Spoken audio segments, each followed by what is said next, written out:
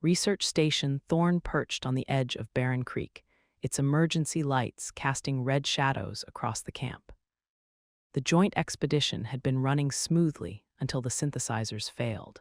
All three units had gone dark within hours of each other. Commander Vrakthos ran a scan of their remaining supplies. The numbers painted a grim picture. They had maybe 2 standard days of emergency rations left. After that, starvation would claim them all. The nearest supply drop is 8 days out, he announced to the mixed crew of Vorthak and humans. We need to consider extreme options.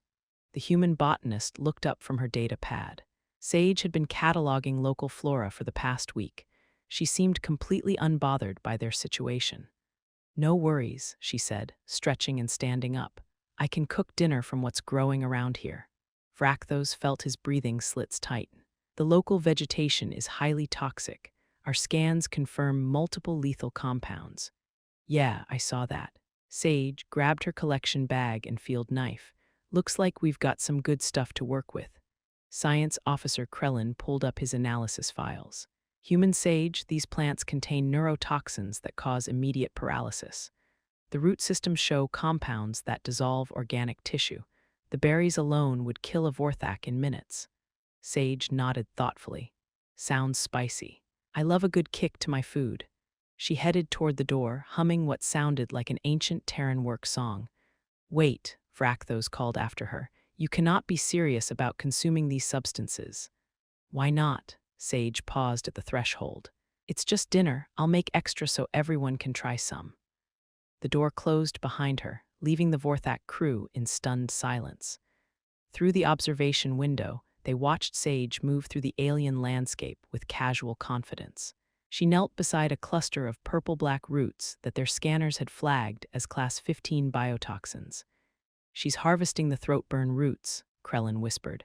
Those contain concentrated alkaloids that shut down respiratory function. Sage dug them up with practiced efficiency. She brushed off the soil and examined each root carefully. Then she bit into one, chewing thoughtfully. By the void, Medical Officer Thalvin breathed. She's testing the potency by consuming it directly. The human botanist seemed pleased with whatever she tasted. She gathered more of the deadly roots and moved to another patch of vegetation. Now she's collecting flame berries, Krellin's voice cracked. The scanner shows they contain acids that burn through most known materials. Sage popped several berries into her mouth as she worked. Juice ran down her chin. She wiped it away and smiled. The readings are spiking, Thalvin reported. Those berries should be dissolving her internal organs right now. But Sage just kept harvesting. She filled her bag with leaves that glowed faintly yellow.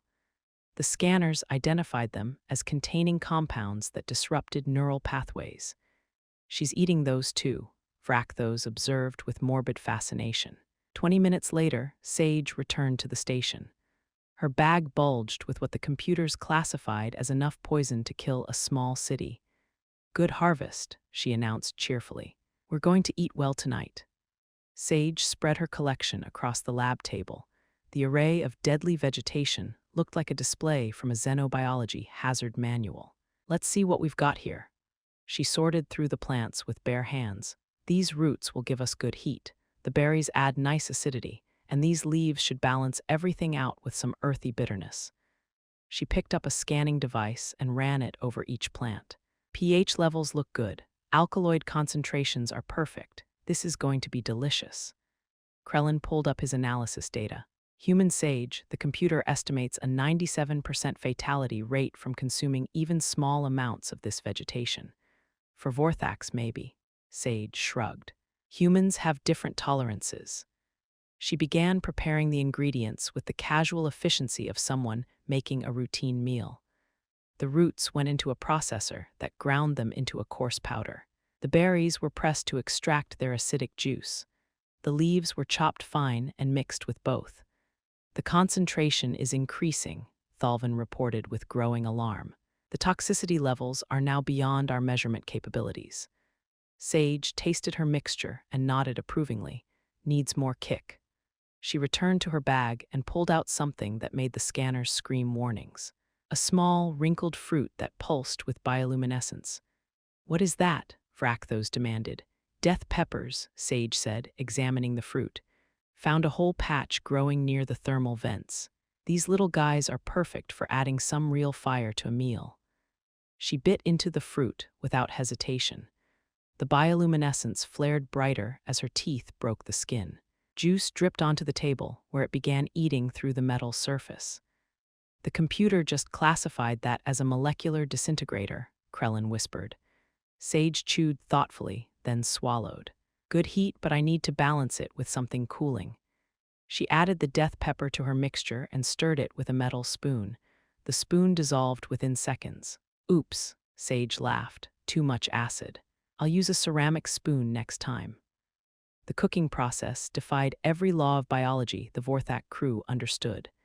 Sage heated her toxic mixture in a containment vessel designed for hazardous materials. The smell that emerged made their breathing apparatus trigger emergency filters.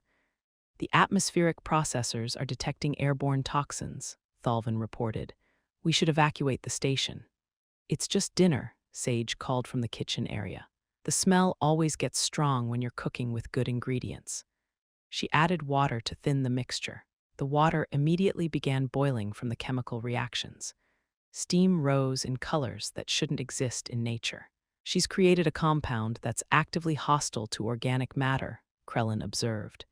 It's eating through the containment vessel. Sage noticed the problem and transferred her mixture to a different container. These cheap pots never last long with real cooking. She seasoned her creation with additional powders and extracts. Each addition made the scanners register higher toxicity levels. The mixture now glowed with its own internal light. Smells about right, Sage said, breathing deeply. Nothing like a good spicy stew after a long day. The Vorthak crew watched through the reinforced glass as she prepared to consume her lethal creation. Their medical scanners couldn't even calculate the probable effects on human physiology. Should we try to stop her? Thalvin asked.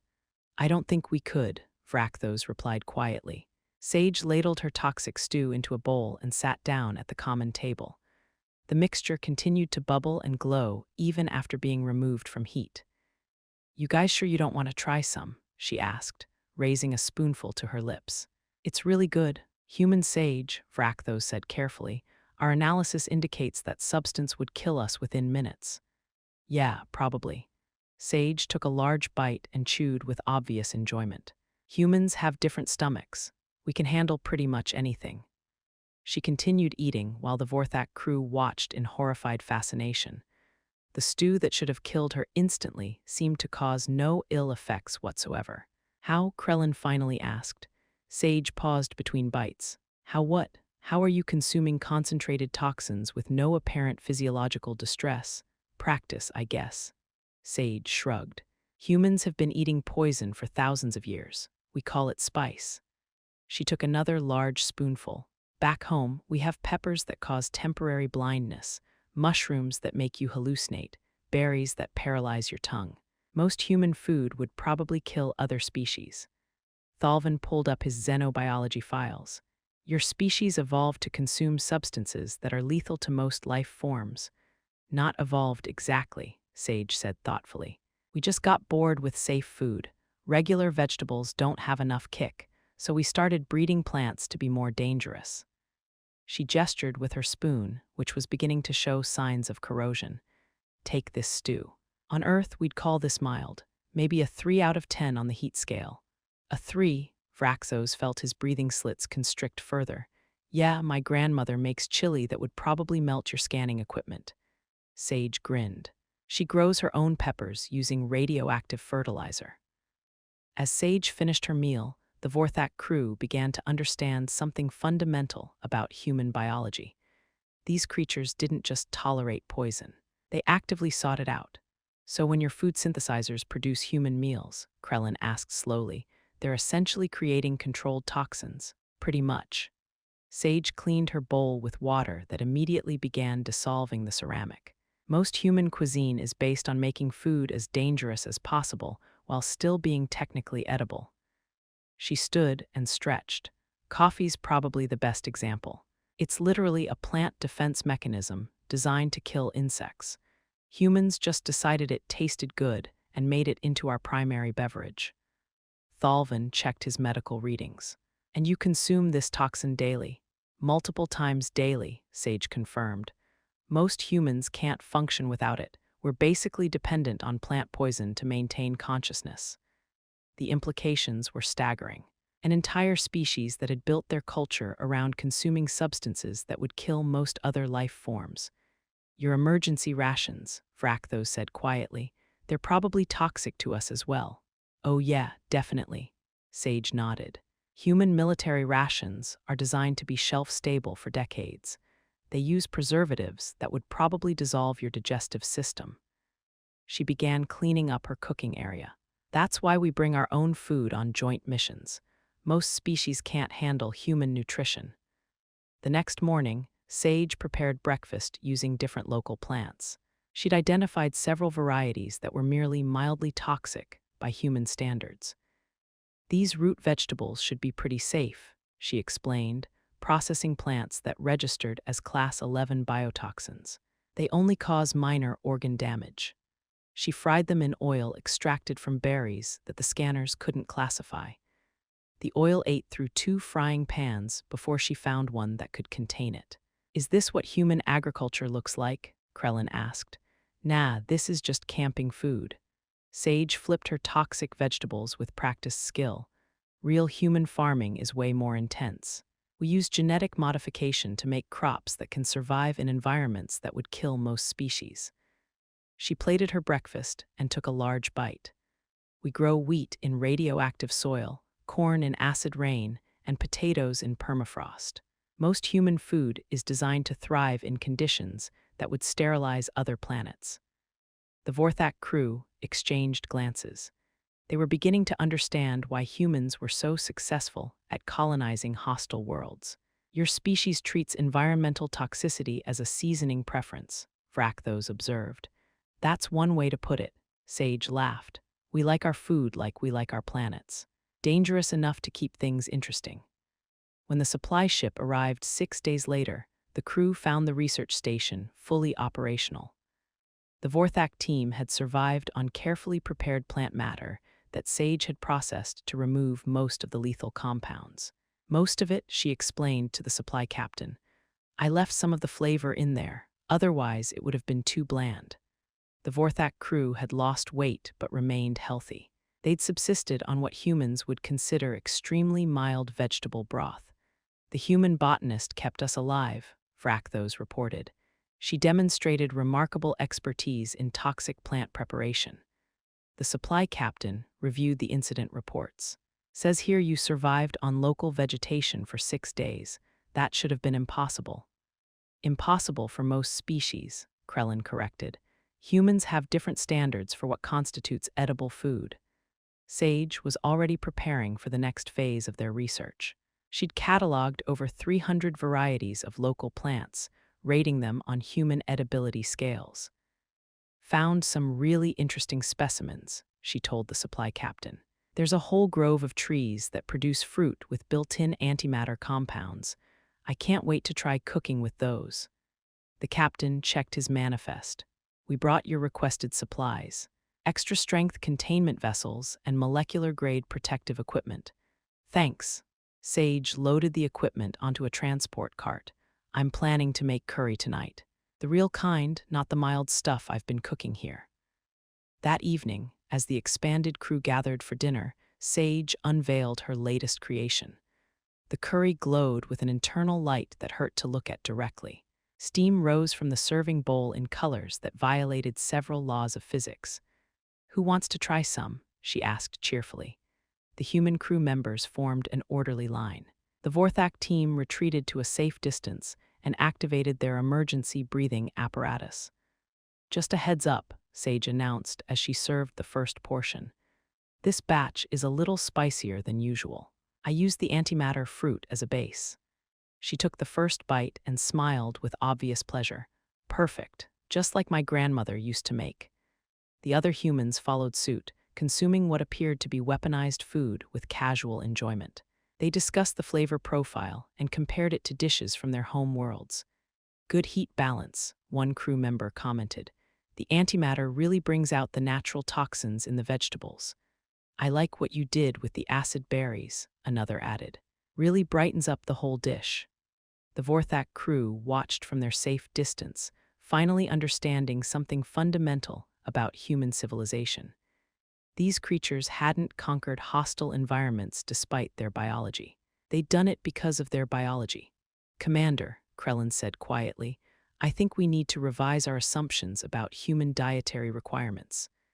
And possibly about human biology in general, Frakthos replied. On the table, Sage's curry continued to glow, occasionally sparking with small energy discharges.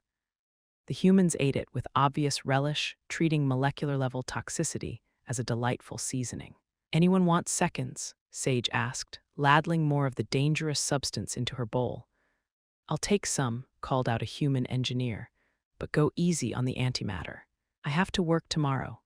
Sure thing, Sage replied, reducing the glow level by half. The Vorthak crew made careful notes in their expedition logs. Future joint missions would require significant adjustments to food safety protocols, and possibly hazmat certifications for any human cooking activities. As the meal concluded, Sage began planning breakfast. She'd found some interesting fungi that existed partially in subspace. They should make excellent pancakes with the right preparation. Just another day in the field, she hummed, cleaning dishes that were slowly dissolving from residual food toxins. The Vorthak crew could only watch and wonder what other impossible things humans considered routine.